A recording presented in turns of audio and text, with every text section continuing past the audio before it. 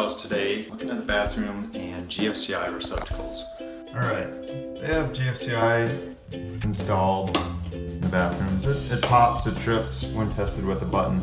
However, when we go to plug in our tester and push the trip button, it does not work, and this one is not grounded as well.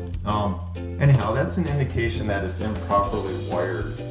So one of my points of doing this whole series of my cheap house flips is that these homes are not always what they appear to be. We go through these houses quickly. If you're a home buyer, you're not spending a lot of time looking at all this stuff, and you may not have the equipment or know what to look for. Having a home inspection conducted, no matter how nice or even new, I'm going to have a video coming out about a brand new construction home that had some pretty big flaws that the seller didn't know or the buyer didn't know about. And but anyhow, back to this one.